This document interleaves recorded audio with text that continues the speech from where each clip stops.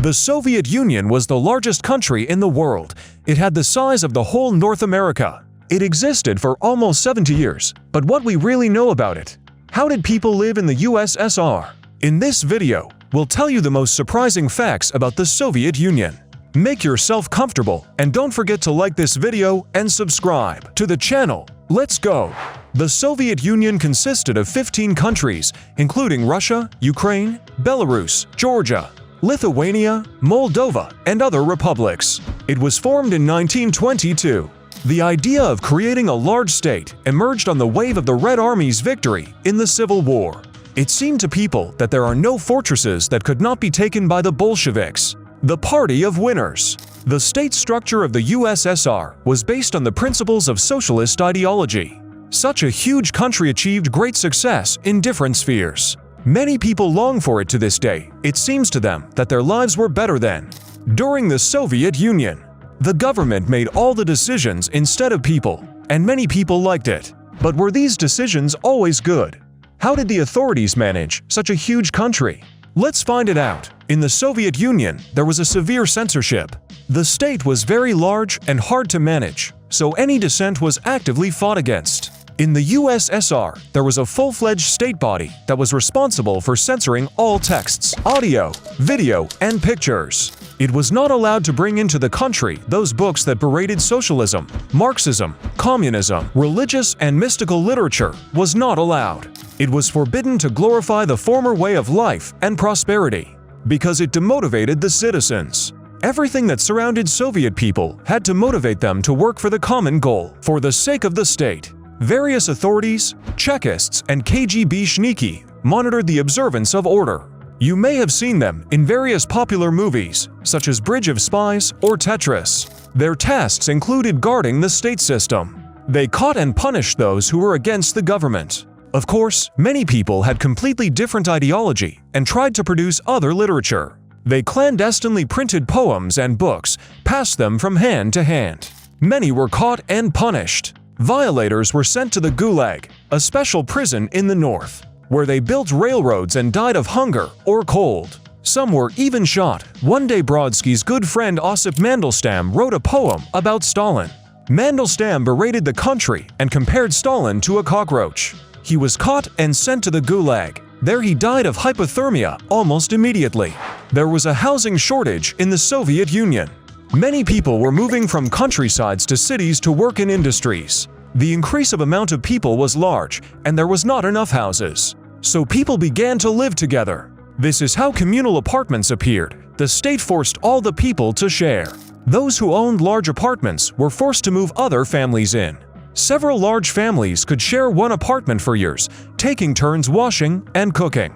But why did this happen? The economy of the USSR was planned, not market. It means that the authorities themselves planned what to spend money on and what kind of production to open. At that time, it was considered that the main thing was the growth of industry. Housing for citizens was considered less important. Very little money was allocated for the construction of houses. Only in the 80s a lot of Khrushchevok's monotonous houses for the resettlement of citizens appeared in the country.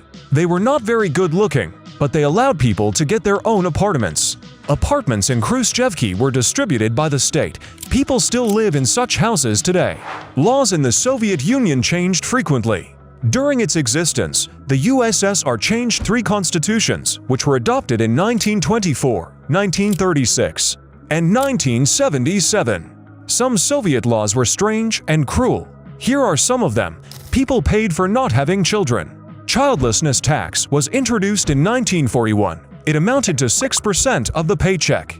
The tax was paid by childless men aged 20 to 50 and childless women aged 20 to 45. This was necessary to increase the population due to the World War II. If you took even 3 spikelets of wheat from a Soviet field, you could be shot. Stealing state property was punished extremely harshly. In 1938, a law was introduced that forbade you to be late for work, even for 5 minutes. If you were more than 20 minutes late, you would be fired or even sent to correctional labor. Since June 26, 1940, Soviet citizens were required by law to work 8 hours, 7 days a week. It means they had no days off. A citizen could receive up to 6 months of corrective labor for unauthorized abandonment of the workplace and failure to go to the shift. It was possible to quit or change jobs only with the permission of the factory director. In the USSR, it was forbidden to have currency of any other country on hand. For selling or exchanging currency, one was sent to the Gulag for 3 to 5 years with confiscation of property. For a repeated offense, you were sent to the Gulag for 15 years. The citizens of the USSR lived in isolation from the world. All information was carefully checked to prevent citizens from thinking otherwise. They were forbidden to leave the country and communicate with foreigners. The expression Iron Curtain once stuck to this phenomenon. For many decades, the Soviet state effectively banned citizens from traveling abroad. There was no official law, but it was impossible to leave the country without the approval of the governments. A citizen could only go abroad as a tourist, on a business trip, or at the invitation of foreign countries. All the trips were accompanied by KGB officers. All the conversations were monitored. Before the fall of the Iron Curtain, any contacts with foreigners had to be authorized by the authorities for citizens of the USSR. Marriage with a citizen of another country was impossible. Attempts to overcome the Iron Curtain were suppressed. People were severely punished for dissatisfaction with the country and its ideology. An attempt to escape could receive the most terrible punishments, but some people managed to escape.